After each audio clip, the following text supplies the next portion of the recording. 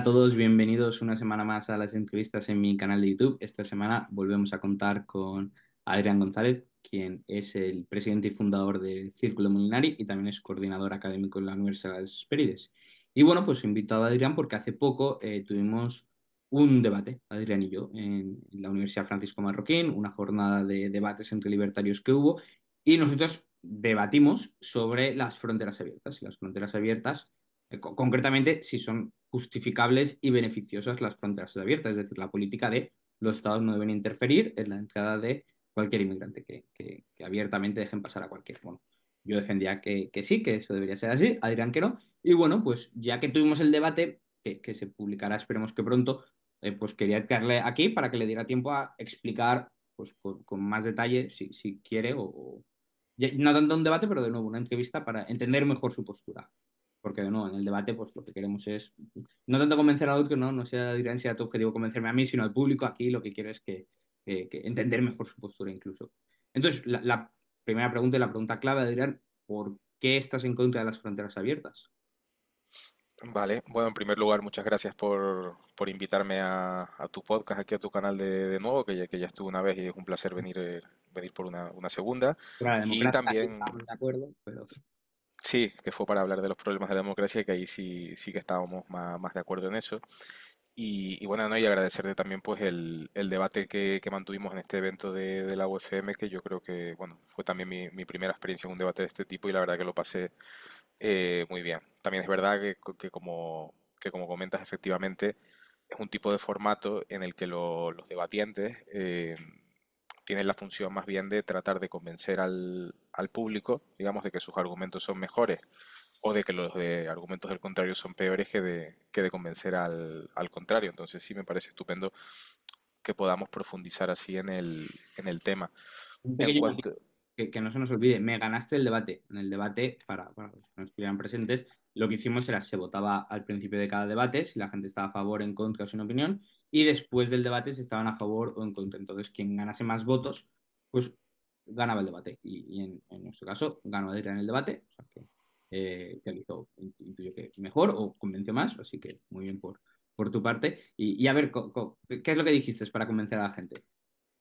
Sí, bueno, me gustaría anotar simplemente de que sí que gané el debate de acuerdo a esas normas, pero que como acabamos de decir, tenemos otro vídeo por ahí hablando sobre los problemas de la democracia, entonces no sé yo si es la manera más apropiada de dictaminar un ganador, ¿no? Porque podría pasar perfectamente que yo haya ganado ese debate, pero que realmente yo estuviese en el error, ¿no? Intelectual. Esto los dos estaremos de acuerdo que existen las verdades, ¿no? Y que no son democráticas. Pero lo que es cierto, independientemente de quién lo crea. Correcto, sí. Y bueno, ya entrando al tema, digamos, no hay una, no hay una sola razón, digamos, por las que esté en contra de las fronteras abiertas, sino, bueno, pues hay una multitud de razones o de evidencia que me hace inclinarme hacia la posición de que moralmente, o sea, principalmente en un sentido moral, es una decisión política equivocada y que en el contexto actual por lo menos no traería eh, no traería pues cosas beneficiosas, ya sea en sentido moral o incluso pongo bastante en duda de que las trajera en sentido económico también, en un sentido más utilitarista si quieres, o simplemente planteándolo desde la idea de maximizar la riqueza material.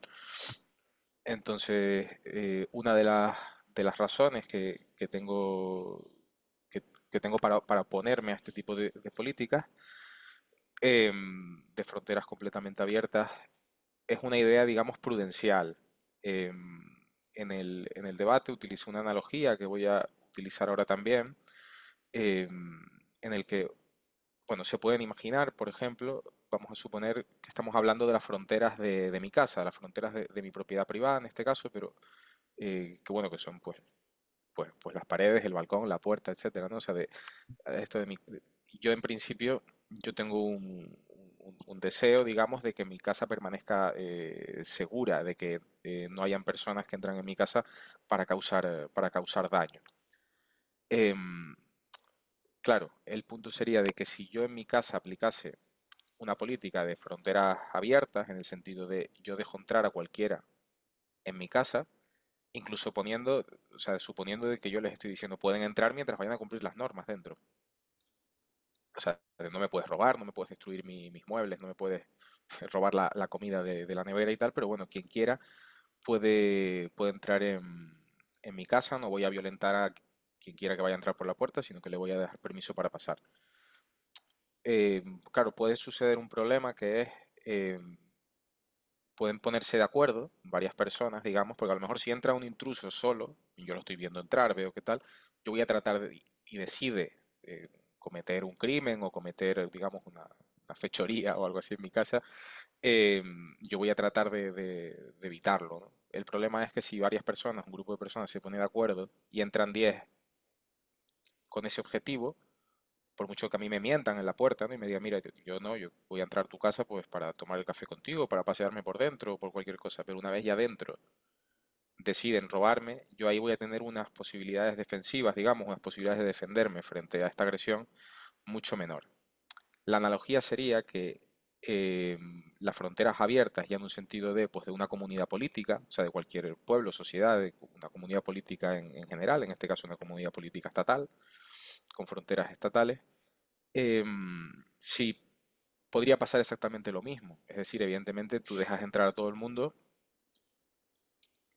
pero claro, podría haber grupos organizados, por ejemplo, de pues que entrasen, digamos, y cuya entrada, es decir, el caminar de un sitio a otro y el instalarse en el sitio, fuese pacífica, pero que estuviesen organizados de antemano para que cuando fueran un número suficiente, provocar, por ejemplo, una invasión desde dentro o provocar una serie de ataques de algún tipo desde dentro. Esto normalmente las comunidades políticas de cualquier tipo no es un problema al que tengan que hacer frente, porque si hay un invasor, hay un agresor, normalmente tú lo sabes desde fuera, tú lo ves ver de fuera y ya ves que ya está viniendo con armas o con barcos de guerra o con tanques o con aviones o con lo que sea, sabes un enemigo que llega de fuera.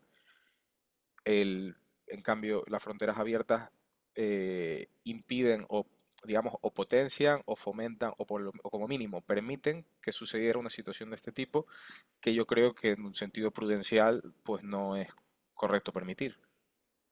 ¿Y no te da miedo que esa prudencia puede llegar a ser excesiva? A mí eso es una de las cosas que digo, bueno, bien, pero ¿hasta qué punto tenemos que ser prudentes? ¿Hasta qué punto tenemos entonces que cerrar fronteras? ¿No? Que no estoy diciendo que tú digas, vale, las fronteras completamente cerradas, pero entonces, ¿cuál es la línea? ¿Cuál es el criterio de tú sí, tú no?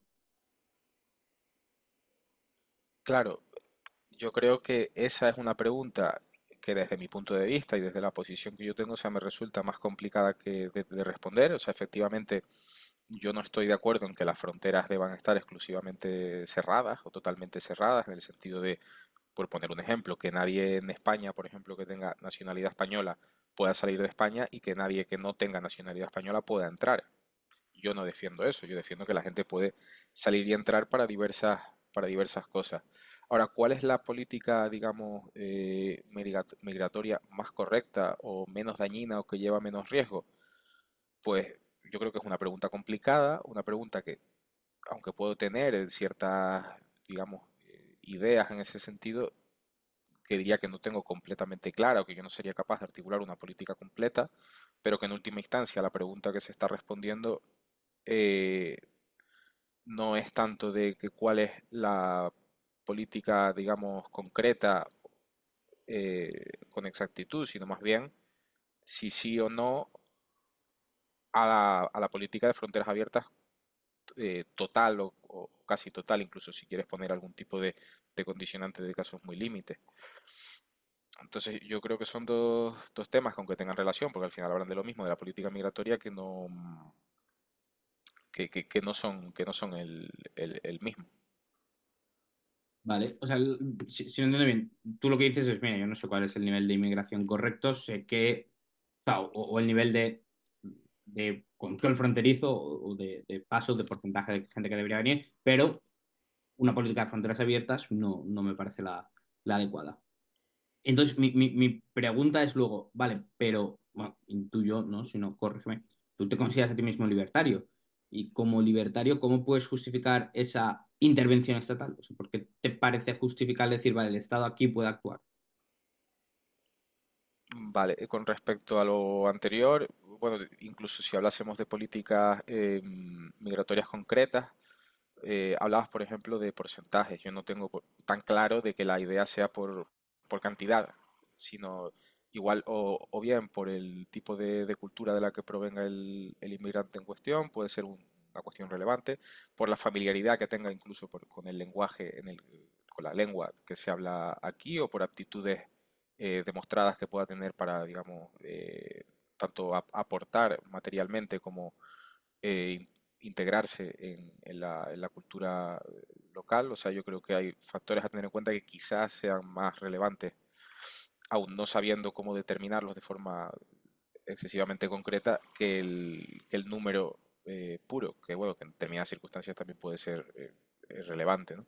Y en cuanto a lo segundo, primero te quería preguntar que, a qué te refieres por ser libertario en Ah, concreto. bueno, libertario, a ver, lo que entiendo yo por libertarios somos aquellos que, bueno, principalmente defendemos el principio de no agresión, ¿no? De que creemos que toda agresión, o sea, toda iniciación de agresión está injustificada y que, bueno, la violencia, solo podemos ejercer violencia en casos de, pues, de defensa propia y no como inicio de agresión. Y cualquier inicio de agresión es injustificado. El Estado todo lo que hace es iniciando agresión y por tanto todo lo que hace el Estado es injustificable.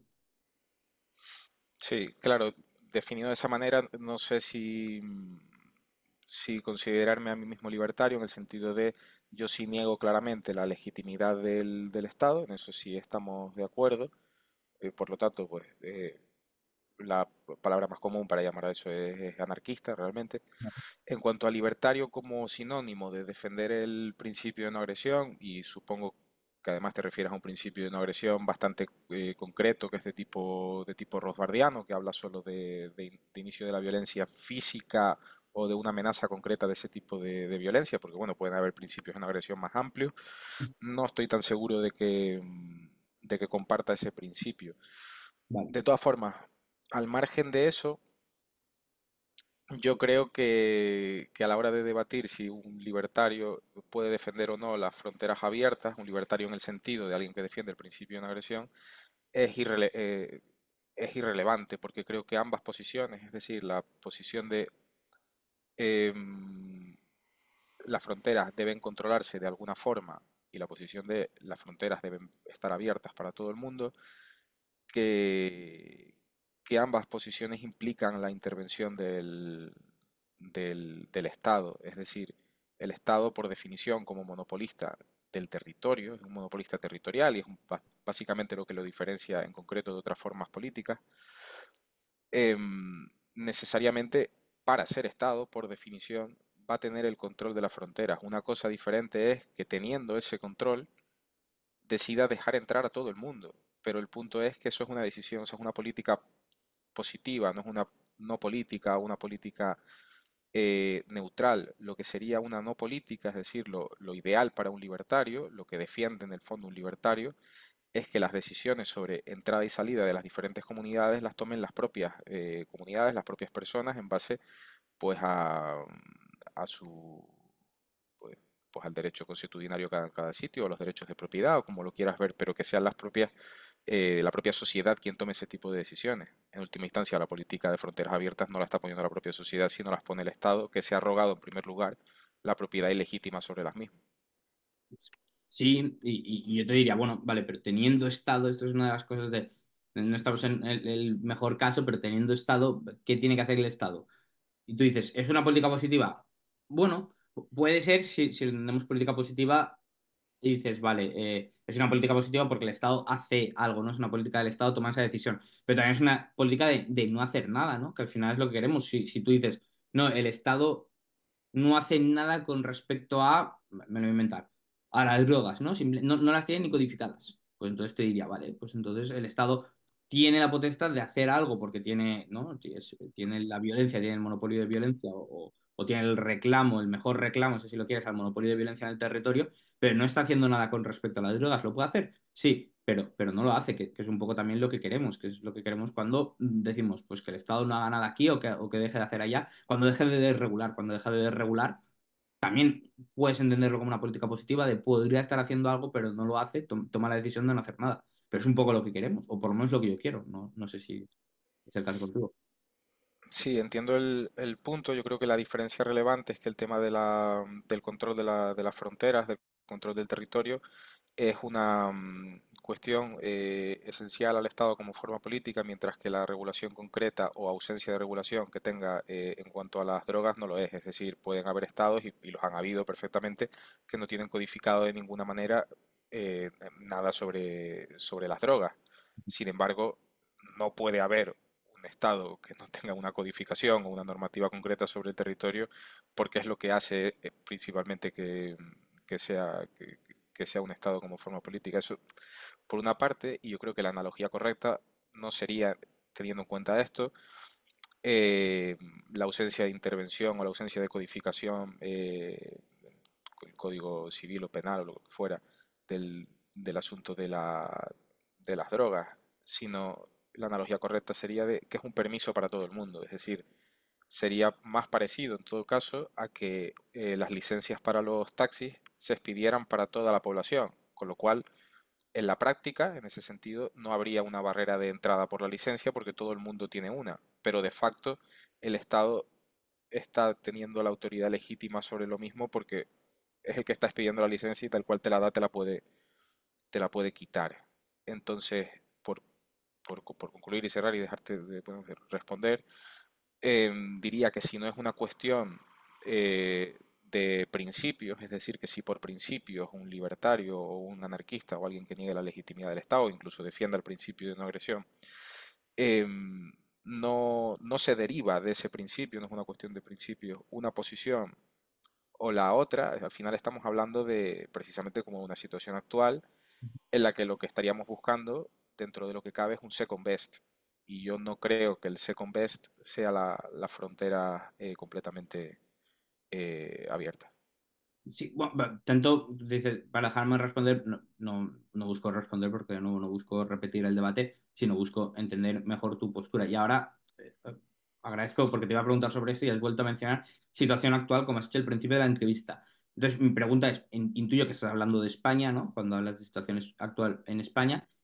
¿Hay algún país en el que se te ocurra que tú sí que dijeras, mira, pues para este país sí que recomendaría las fronteras abiertas o entendería que este país las tuviera? O igual en España no, porque el tipo de inmigración puede ser más dañina, pero para otro país con otro tipo de inmigración o otro, supuestamente no tentativo, otro tipo de inmigración, puede que le vaya mejor. Pues, ¿se te ocurre algún país donde sí que dijeras, para este país sí que me parece una buena política?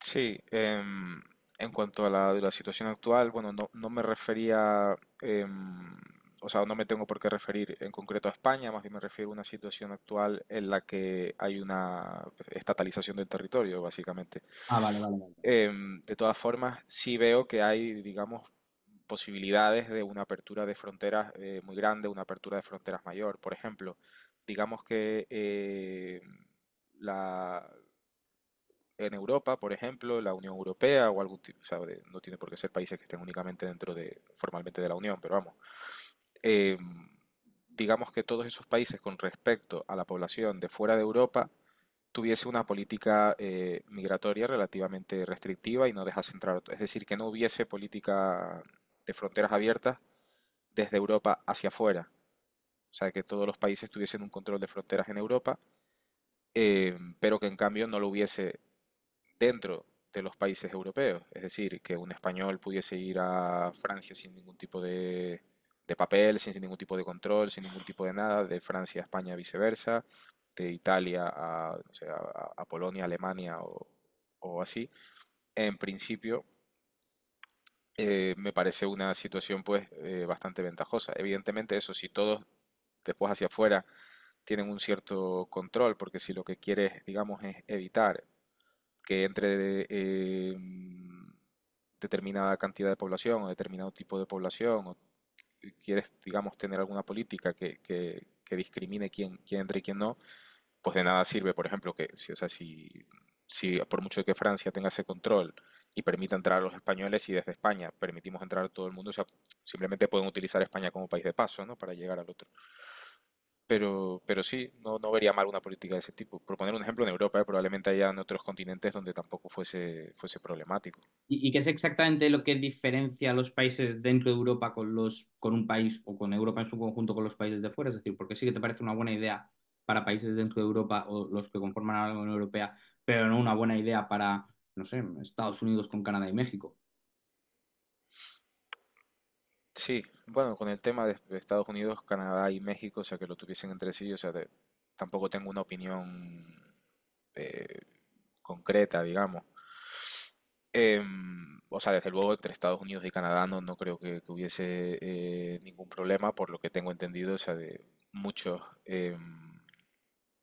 americanos eh, tienen, o sea, sienten cierta tensión, digamos, o tienen determinados problemas con la inmigración de México. No conozco los detalles concretos, por algo será. También podría ser precisamente no tanto por los propios mexicanos, sino que México sirva como país bisagra en el sentido del ejemplo hipotético que ponía con España y Francia, Ujú. de que simplemente lo utilicen otras personas que sí puedan llegar a tener problemas o fomentar problemas en Estados Unidos, utilizar México para eso. Pero vamos, que no sabría responderte en ese caso. En cuanto a lo de por qué en Europa o esta como idea que acabo de nombrar no me parece tan mala en principio, o me podría parecer hasta bien. Em, Tiene que ver con otra de las razones, casi que la razón principal que yo tengo para oponerme a este tipo de- de políticas de fronteras abiertas, que tiene que ver con la cultura. También es un argumento bueno, que se discutió en el debate y que básicamente, por resumírselo ahora a tu audiencia, yo parto de, de que los seres humanos, pues de que las personas, vamos, que las personas son valiosas.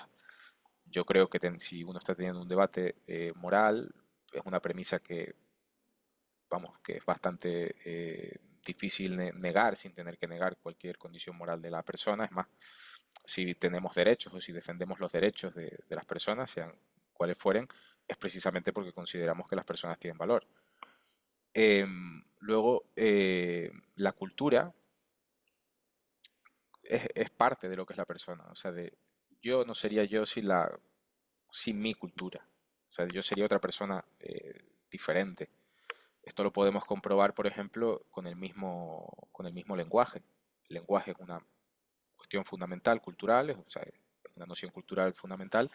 Y, por ejemplo, mis pensamientos, lo que yo estoy pensando ahora al hablar contigo, de los deseos que yo tengo, las creencias que yo tengo, mis ideas acerca de mí mismo y el mundo que me rodea, yo no podría expresarlas sin mi lenguaje. Yo las entiendo en mi lenguaje y las he aprendido en mi lenguaje, ¿no?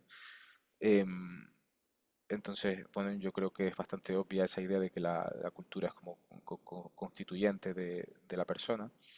Y luego el argumento de ahí seguiría básicamente en cuanto a que hay una presunción moral a favor de, de proteger aquello que es valioso. Entonces hay una presunción moral a favor de proteger a las personas, que por ejemplo sería una manera bastante intuitiva o un argumento bastante factible para defender cosas como el NAP, o se podría empezar por ahí también. Em, y también, por tanto, digamos, hay una presunción a favor de proteger la cultura, siendo que las fronteras abiertas eh, crean situaciones que pueden dañar la cultura o que dañan la cultura. Yo diría que hay una presunción moral en contra de las fronteras abiertas. ¿Por qué las fronteras abiertas pueden dañar la cultura? Em, pues simplemente, o sea, bastaría con poner un ejemplo para ver que eso es posible. Vamos a poner un ejemplo que tenga que ver con la escala, o bueno, ni siquiera, con una cultura que llamamos cerrada. Una cultura cerrada es una cultura cuyo centro, cuya esencia, cuya base es la no tolerancia, la no adaptación. Entonces, si hay una cultura que esencialmente es no tolerante, no adaptativa, y muchas personas de esa cultura van a otro lugar, pues evidentemente va a haber un conflicto cultural en el sentido de estas personas, sobre todo si son en un grupo suficientemente grande, van a acabar dañando la cultura local, porque son personas que esencialmente no se quieren adaptar, que esencialmente no quieren ni aprender el nuevo idioma, ni aprender las nuevas costumbres y demás. Entonces lo que quieren es modificar, al contrario, quieren modificar la cultura a la que llegan. En última instancia, si es, es alguien que viene de fuera, donde estoy yo, es alguien que quiere modificarme a mí. Y claro, y esa modificación puede ser en un sentido dañino, no toda la modificación es mala, puede modificarse en un sentido dañino. Digamos que es una cultura que no cree en ciertos derechos que nosotros creemos fundamentales, por ejemplo, o que no cree en ciertas cuestiones de respeto que nosotros creemos que son muy importantes para vivir en sociedad. Entonces, este tipo de grupos existen en el mundo, este tipo de culturas existen y es, digamos, tiene este peligro de dañarnos de dañar nuestra cultura y por lo tanto también dañarnos a nosotros y a nuestra y a nuestra forma de vida, ¿no? Entonces, de aquí hilo, o sea, de este argumento tiene bastante que ver con lo que decía antes de, pues que en principio a nivel europeo, pues parece que, pues por la historia que hemos tenido compartida, por la forma de ser, por la forma de comportarnos, o sea, que hay una cultura homogénea em, en Europa, por lo menos lo suficientemente no cerrada, es decir, que somos culturas aunque podamos ser diferentes desde una región europea a otra, suficientemente tolerantes y adaptables como para no dañar consistentemente la- las otras. Es más, bueno, que la gente habla habitualmente de civilización europea o civilización occidental, o sea, refiriéndose precisamente a eso como como una sola cosa, digamos, que puede permanecer en convivencia o que puede no dañarse mutuamente culturalmente. ¿Hay entonces mejores y peores culturas que otras? Mejores y peores culturas que otras. Porque intuyo que Eh, o permitirás que se junten culturas o tu cultura con una que sea mejor o que no sea dañina y no querrás que se junte con aquellas que consideras pues, dañinas o perversas. sí, o sea, si tengo que dar una respuesta corta diría que sí, que es evidente que hay culturas mejores que otras, simplemente teniendo en cuenta de que hay elementos centrales a determinadas culturas que implican pues actitudes o acciones, pues por ejemplo, extremadamente violentas o que vamos, que tanto tú como yo, como la audiencia que nos está viendo, eh, va a considerar que son repugnantes o así, ¿no? Cosas que debemos rechazar y que en nuestras propias culturas incluso hemos luchado para rechazarlas o seguimos luchando para que no se den aquí. Entonces, claro que veo problemático que ese daño que no queremos hacernos ni entre nosotros mismos, que permitamos, por ejemplo, la entrada a un grupo enorme de personas que sabemos que creen no solo que es bueno, sino que es incluso necesario para que una sociedad funcione, hacer ese tipo de cosas y de actos que podemos considerar nosotros aberrantes. Ujú, ujú. Entiendo. ¿Y cuáles son los componentes de una buena cultura? ¿Qué es lo que dices o qué es de lo que te enorgulleces tú de tu propia cultura? ¿Qué quieres que se mantenga? Es una pregunta, bueno, una pregunta complicada, yo creo. Em, un segundo Claro. de pensarlo. Eh, yo creo que una cuestión importante es, aunque no se piense mucho en ella, y aquí voy a citar al profesor Miguel Ancho Bastos, Ujú, una cosa que me parece muy importante de la cultura aquí en España y en Europa en general, es la suavización de las formas que no tienen otra cultura. Es decir, nosotros en Europa tenemos por ejemplo, una repulsión a la resolución violenta de los conflictos, que es no solo, vamos, es inaudita históricamente en otra parte del mundo. La forma que tenemos de relacionarnos como entre nosotros, ¿no? En nuestras relaciones de amistad, en nuestras relaciones eh, digamos, románticas o matrimoniales o formas sí, todo tipo de formas sociales, eh, yo creo que son, vamos, fundamentales para lo que han causado que Europa sea Europa, en un sentido de que han causado pues que estemos donde estamos o muchas de las cosas buenas que tenemos ahora mismo. Por ejemplo, yo dudaría mucho que sin ese tipo de comportamientos, así de las formas de cómo nos comportamos unos con otros, el capitalismo, en el sentido no puramente de libre mercado, sino bueno, de ahorro sistemático e inversión en capital, ¿no? Mediante medios capitalistas, pudiese haberse dado, porque eso va a requerir pues, unas determinadas formas concretas que no se dan en otra parte del mundo. Bueno, y la prueba de eso también es que el capitalismo tampoco se dio en otras partes del mundo, comenzó en Europa precisamente por una serie de cuestiones que no son solo pues, la suavización de las formas que acabo de mencionar, sino muchas otras, ¿no? Que pueden tener también que ver con la religión y el sentido trascendente que ha dado el cristianismo en concreto en, en Europa y todos los efectos que ha tenido esa cultura, digamos, cristiana, pues a lo largo de toda la Edad Media principalmente y que culminaron pues em, con, con una serie de cambios en la modernidad. Ujú, ujú. Entonces, bueno, sí, yo creo que hay cuestiones, digamos, que son únicas a la cultura europea, algunas para bien y otras probablemente no, para no tan bien, ¿no? Y cuáles son esas para no también? ¿Qué dices? Oye, mira, creo que tenemos que cambiar esto.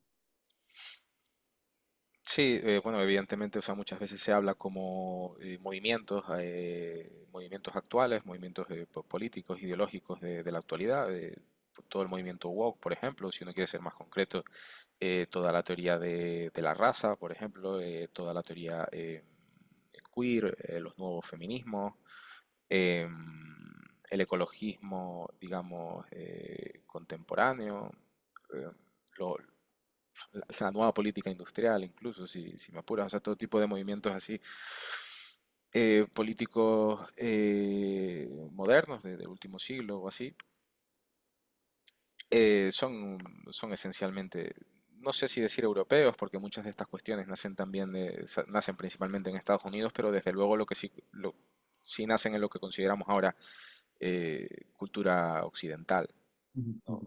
Entonces, pues todo ese tipo de cosas no han venido no han venido de África, no han venido de Asia ni de América Latina, por poner otros ejemplos, sino han venido principalmente de Estados Unidos y de ciertas regiones de Europa. Muchas de estas ideas que yo personalmente considero que son equivocadas.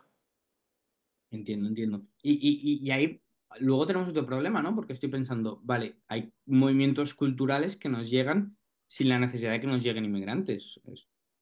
Movimiento Woke, por ejemplo, no lo trajeron inmigrantes, nos vino pues redes sociales, mundo académico y cosas así. ¿Cómo paramos esto? Porque intuyo que dices, eso degrada la cultura, ¿no? Has dicho, son las partes negativas de nuestra cultura, pero no han venido detrás de los inmigrantes. ¿Cómo podemos frenar eso si lo podemos? Porque las únicas maneras que se me ocurren son muy exageradas y no quiero decir que las defiendas, sino que vamos a hacer prohibir, censurar lo que ve la gente en Internet para preservar la cultura. No digo que sea lo que defiendes, pero es que si no, lo vería muy difícil el protegernos de estas nuevas ideas.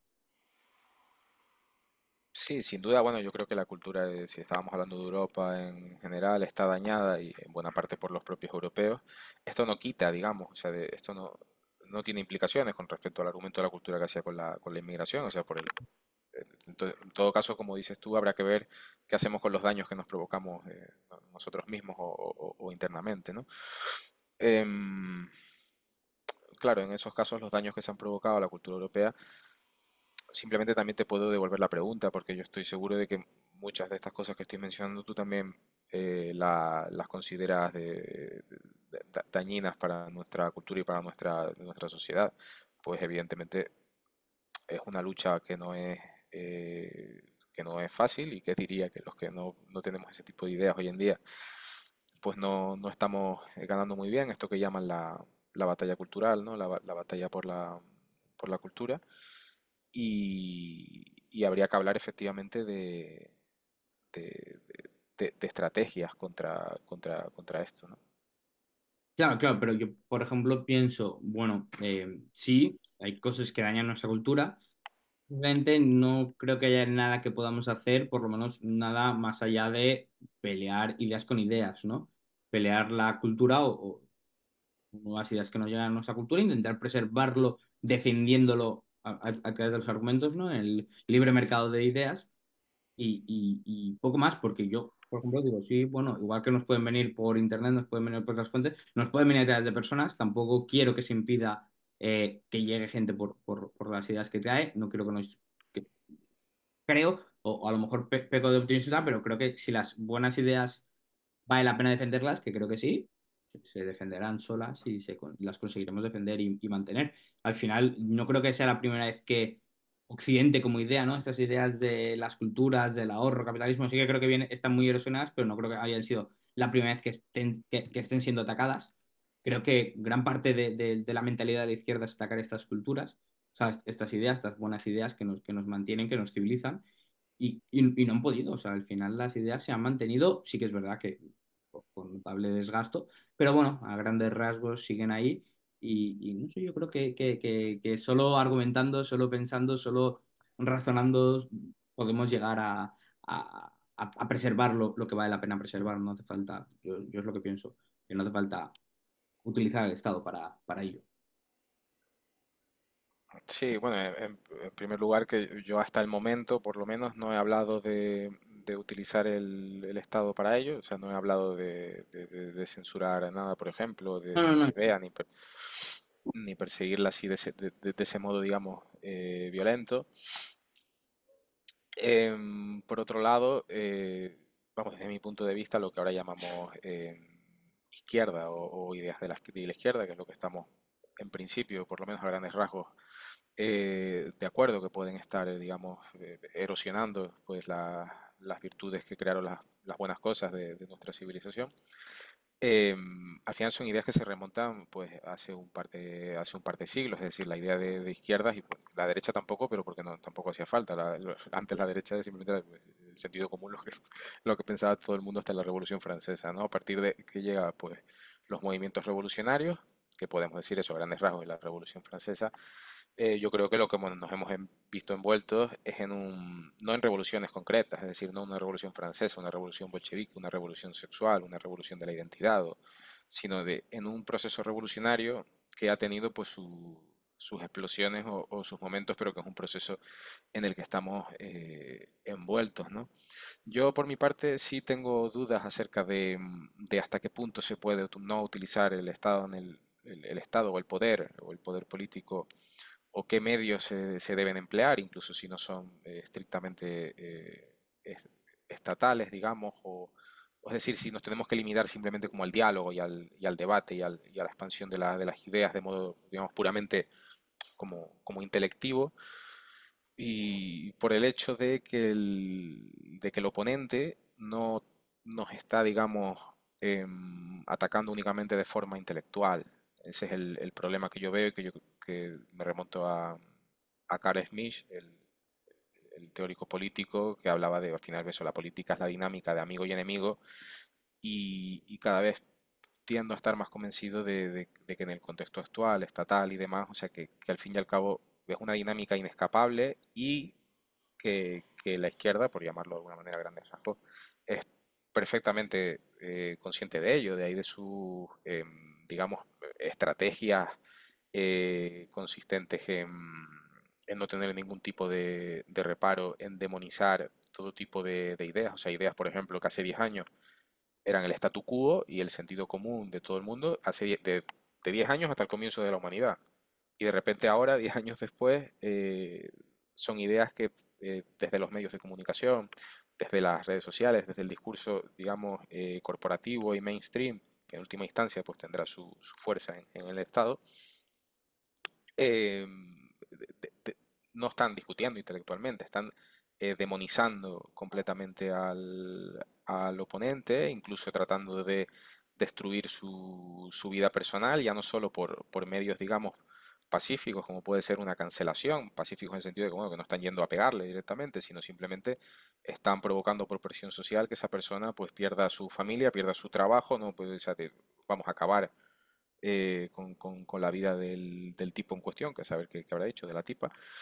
y sino también incluso no tienen reparos en utilizar los medios políticos para encarcelar o para tratar de fomentar leyes que, digamos, ataquen lo que ellos consideran la oposición, que la oposición desde su punto de vista siempre es pues lo que esté un centímetro menos a la izquierda que ellos, ¿no? Entonces, él simplemente no me parece igual que sea prudencial o que sea incluso moral el responder a un tipo que te está disparando, por así decirlo, enseñándole un libro. O sea, hay que tener en cuenta hasta qué punto la situación la tenemos en contra o de qué medios se están utilizando en contra nuestro como para poder responder, digamos, de manera acorde.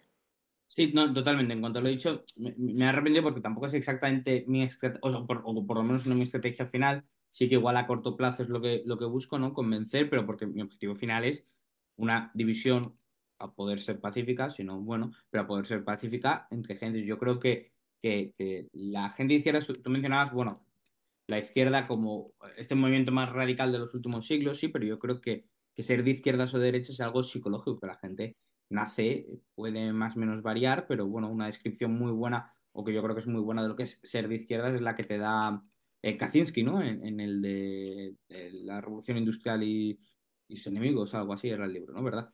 Pues el de Ted Kaczynski te da una muy buena descripción de que ser de izquierda, si no es algo nuevo, es algo psicológico de las personas. Hay gente que simplemente pues busca esta igualdad, ¿no? Y busca romper cualquier jerarquía y no cree que las jerarquías de ningún tipo, ni impuestas ni orgánicas, estén justificadas y lo que buscan es intentar igualarnos a todos de una manera o de otra. Y es algo pues que les nace intuitivamente y es gente pues, de nuevo, creo que nace así. ¿Qué es lo que pasa? Pues yo creo que hay veces que directamente no podemos convivir o yo no quiero convivir con esa gente y quiero pues que haya, bueno, o no necesariamente convivir, pero bueno, por lo menos quiero estructuras mucho más flexibles de agrupaciones políticas, ¿no? Pues esto, anarquía. Vamos, es lo que quiero, voluntarismo, que la gente se organice voluntariamente entre ellas. ¿Por qué decía todo esto? Ah, sí, porque, bueno, no creo que simplemente vaya a convencer a todo el mundo de mis ideas, más que nada porque hay gente que simplemente les va contra lo más profundo de su alma y simplemente no se les va a poder convencer nunca porque tienen esa mentalidad y me parece bien, por eso lo que he dicho, en cuanto lo he dicho, digo, bueno, no sé exactamente lo que pienso, pero yo sí que espero poder llegar a esta anarquía de manera pacífica y yo por lo menos, como algo moral, una intuición mía, no, en caso de defensa propia sí, pero si no, no, estoy un poco en contra de la agresión, ¿no? Un poco bastante en contra del inicio de violencia contra los demás, que en el caso de que lo hicieran, pues ya me podría parecer más o menos justificado, pero al final lo de las fronteras abiertas, que se retoma todo un poco a lo mismo, ¿no? De hasta qué punto es prudencial iniciar agresión, pero claro, aquí ya está la diferencia de yo lo entiendo como inicio de agresión, tú no. Yo entiendo como un inicio de agresión poner a la gente estatal ahí que te diga no puedes pasar. Tú no lo entiendes así. Hay una clara diferencia entre nuestras posturas. Pero yo lo veo como un inicio de agresión y es hasta qué punto es justificado iniciar agresión contra un tercero antes de que esa persona pueda cometer un delito. Diría que no lo es, tú, que a veces sí.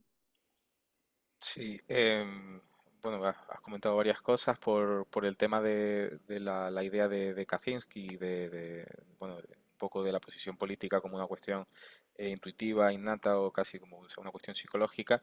Yo evidentemente, o sea, veo correlación entre personas que defienden un tipo de ideas y sus aptitudes psicológicas, digamos, pero creo que el sentido de la causalidad es inverso, es decir, no creo que haya gente que nazca izquierdista, por así decirlo, o con ese sentido, digamos, de anti-jerarquía, con una intuición tan grande así que sea como natural o con natural a la persona, de que la igualdad sea como un valor intrínseco.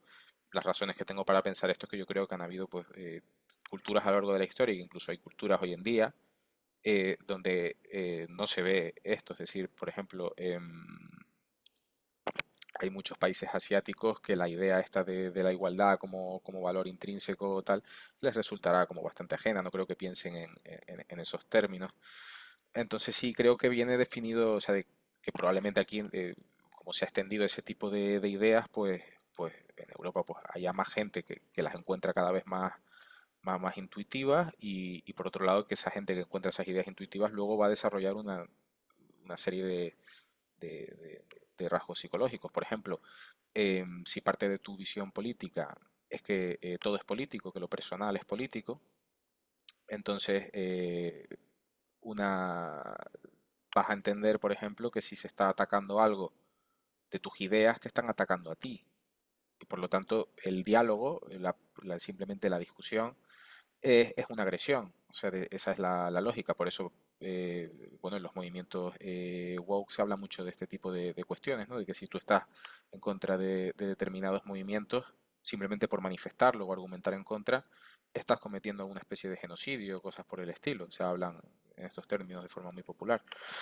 Entonces, bueno, vamos, que no creo que sea una cuestión así, digamos, que con natural o que las personas en última instancia no puedan cambiar de opinión en ese sentido. O sea, puede ser más o menos fácil convencer a una persona u otra, pero no creo que sea una cuestión biológica, digamos. Sobre después ya lo que comentaba sobre las fronteras y la agresión, el punto es que si consideras que la política de no dejar entrar a X persona es agresiva por parte del Estado, que me cuesta ver exactamente, digamos, por qué, porque o sea, no está yendo allí a pegarle, o sea, yo estoy, o sea, él es el otro el que viene y tal, pero bueno, con independencia de esto, para mí tiene, o sea, de una posición que tiene consecuencias bueno, primero que lo otro también conllevaría una agresión, porque si el Estado deja entrar a todo el mundo, se está dejando entrar a gente o sea, se está dejando entrar a personas, hablándolo en términos de derechos de propiedad, si quieres, como de, vale, no se están vulnerando los derechos del de fuera, en este caso no le estoy agrediendo, le estoy dejando pasar, asumiendo eso, pero igual si estás agrediendo al de dentro en cuanto a que está dejando entrar a gente en lo que sería su legítima propiedad sin que esa persona lo autorice, o sea, lo veo en los dos sentidos. Pero bueno, asumiendo eso de que no sea, o sea, que sea una agresión, el absurdo que veo es que realmente yo entiendo, ¿no? Que tú lo que dices es que es una agresión porque, o sea, de facto, el derecho de propiedad o sea, la propiedad de esa tierra está en manos del Estado, ¿no? El Estado es quien tiene la potestad de excluir o no excluir a esa gente.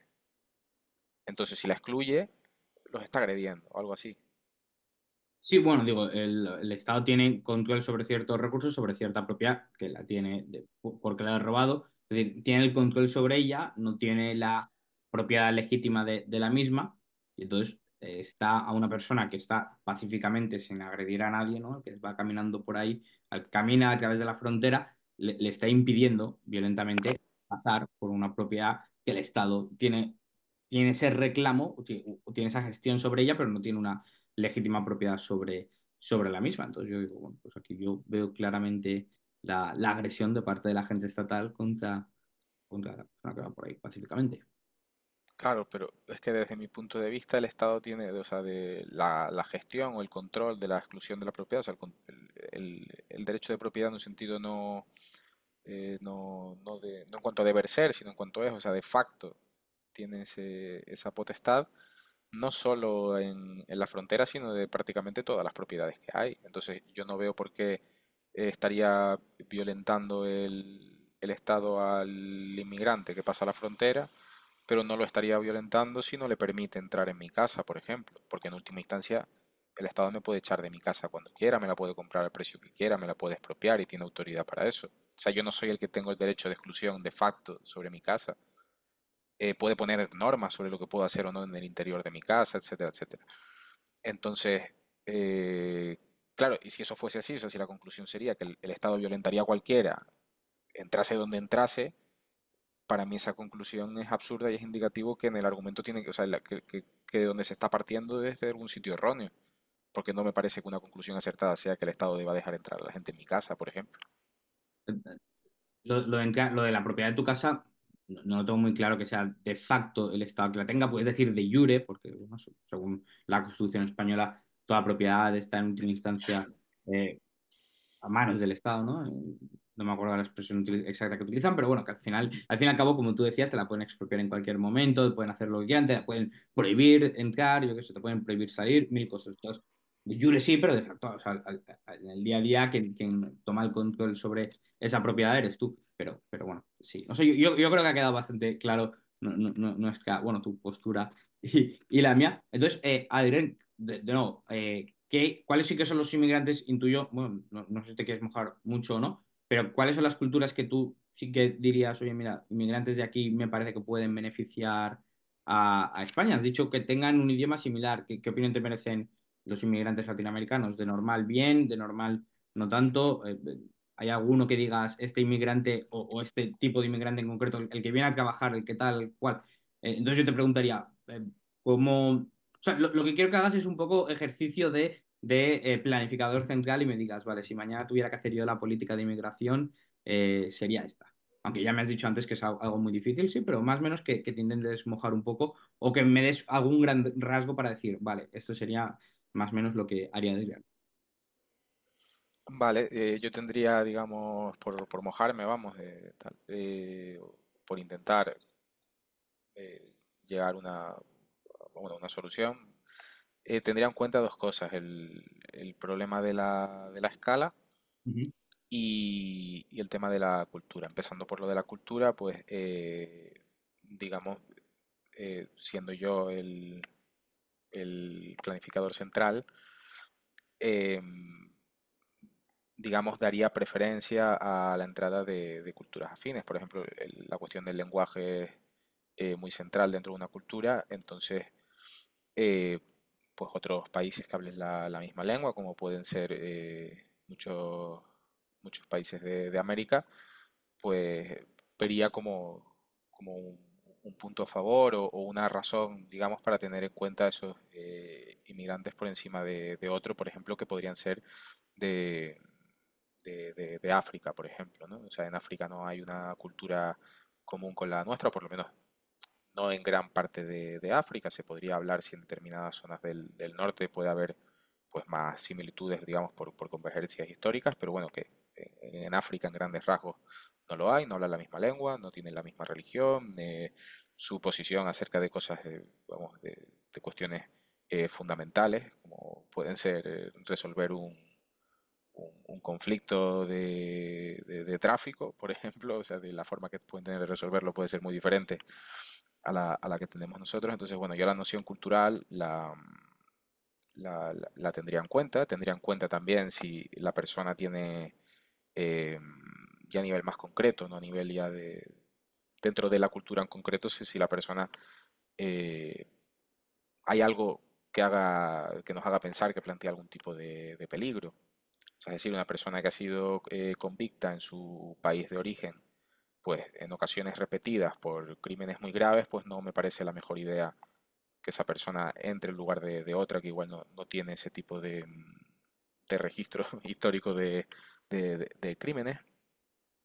Em, bueno, eso por la parte de la cultura y tal, y luego en cuanto a lo de la escala, que aunque dije en un principio que el número no me parece lo importante, yo creo que hay que tener en cuenta que en este tipo de argumentos, incluso muchas veces cuando se argumenta a favor de abrir las fronteras o de abrirlas más de lo que están abiertas, se suele asumir que el inmigrante es una minoría, es decir, que el inmigrante va a ser una minoría que más o menos se adapte al país de origen. Pero evidentemente hay países o regiones muy pequeñas, muy pequeñas. O sea, no es lo mismo, por ejemplo, que todos los inmigrantes que entren a España, que entren a las fronteras digamos, custodiadas o dominadas por el Estado español, se distribuyan por todo el territorio nacional a que se agrupen en una zona muy concreta.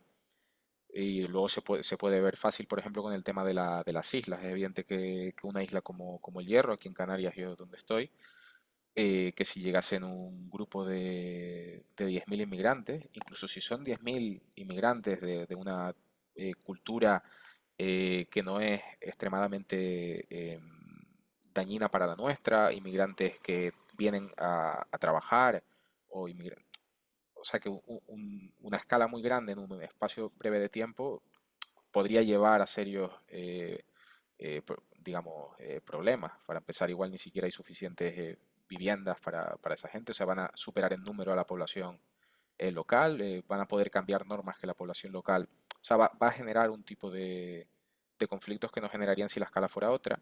Y otro, o sea, se puede poner simplemente también a nivel Estado. Un ejemplo sería Liechtenstein.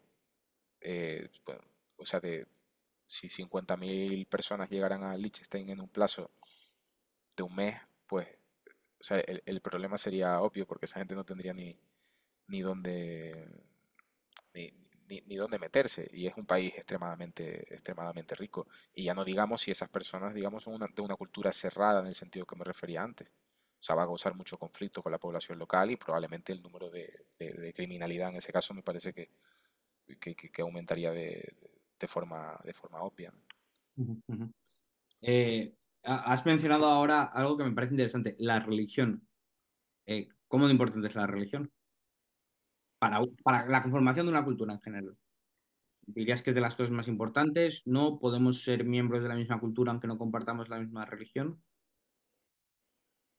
Por ejemplo, en la cultura O sea, occidental, sí, dentro de la cultura occidental cada vez hay más ateos, ¿no? Cada vez son más los ateos. ¿Siguen siendo parte de la cultura occidental? sí, de la cultura occidental, sí, en todo caso lo que sería discutible es si siguen siendo parte de la cristiandad, que es como se llamaba a la civilización occidental hasta antes de ayer. Entonces, claro, no, desde mi punto de vista la religión es muy importante. Bueno, la religión básicamente para un cristiano, para un católico, pues sería pues básicamente lo más fundamental de la vida, pues porque sería su origen y su fin, ¿no? En última instancia, ¿no? Y todos los elementos de la vida y de la sociedad, de alguna forma, tienen que estar ordenados en relación en relación a la misma, ¿no? O en acorde o en armonía con los preceptos de la misma, ¿no? Y la forma de vivir que conlleva. Entonces sí es fundamental y en el caso de Europa con la que como se llamaba hasta antes de ayer, muy entre comillas, era la cristiandad, pues evidentemente el cristianismo era fundamental y toda la vida a lo ancho de Europa pues se, se dibujaba, digamos, a través de la creencia en que, bueno, que Cristo vino a la historia y resucitó y todo lo que ello conlleva, ¿no? Entonces sí, creo que es fundamental y más allá de eso, ¿no? De que yo personalmente sea cristiano y que crea que eso es verdad, al final hay que tener en cuenta pues cuestiones prácticas que son indiferentes a esto y es que los conflictos interreligiosos existen y hay religiones, digamos, que con otras no se llevan muy bien. O sea, ahora mismo estamos viendo que hay guerras cuyo motivo fundamental se podría argumentar que es eh, fundamentalmente de tipo religioso. Entonces, por ejemplo, cuando se hacen estimaciones acerca de beneficios, sobre todo económicos, que puede tener una apertura de fronteras y que este tipo de culturas y religiones puedan mezclarse, digamos, entre sí, me parece ciertamente naif en el sentido de que no me parece que se estén teniendo en cuenta un tipo de costes que pueden ser de tanto geopolíticos como de la potencialidad de generación de una multitud de conflictos interreligiosos tanto a pequeña escala como a gran escala. Ujú, ujú. Muy bien. Bueno, yo creo que tu postura ha quedado bastante clara, Adrián, que era mi objetivo. Y ahora, hacia el final de las entrevistas, ya sabes, hay dos preguntas que siempre hago. Lo primero, si nos puedes recomendar cinco, cuatro, seis libros, un par de libros que reflejen tu postura sobre ese tema o sobre cualquier tema que te apetezca recomendar a la audiencia. Entonces, si nos puedes hacer una recomendación de libros, te lo agradecería. Sí, bueno, sobre mi postura exactamente, no sé si decir algún libro, digamos, porque las reflexiones que me han llevado a pensar esto no salen de un autor o de un libro muy o sea, específico que pueda mencionar como, mira, lo que estaba argumentando lo pone aquí, pero bueno, teniendo en cuenta el público de este podcast, así mayormente libertario y demás, em, yo recomendaría mucho leer al filósofo político John Simmons, que es uno de los anarquistas más importantes del último siglo, diría yo, especialmente el libro The Boundaries of Authority, que en este caso sí tiene que ver con esto porque tiene que ver con la cuestión territorial de los estados y si es legítima, y si es legítima o no.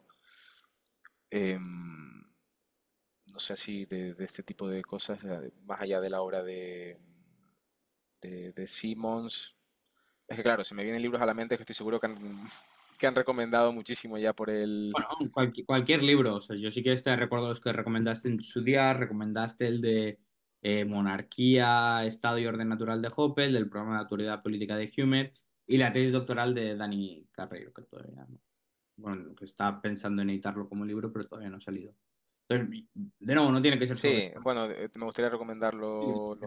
el libro de los escolios de Nicolás Gómez Dávila. Me gustaría recomendar, porque también lo hablamos, sobre el tema de la izquierda y la derecha, el libro de Eric Levin acerca de lo mismo, se llama la izquierda y la derecha. No, vale. Y luego también las reflexiones sobre la Revolución Francesa, porque también hablamos como del proceso revolucionario de Burke, creo que serían buenas recomendaciones. Muy bien. Y la última pregunta, si pudieras hacer una conversación con cualquier persona de la historia, pensando que la última vez dijiste Aristóteles viva o muerta, ¿con quién sería? Con Aristóteles. Pensando que la última vez dijiste Aristóteles, o sea, piensa otra persona que no fuera Aristóteles. Viva o muerta. Sí. Em,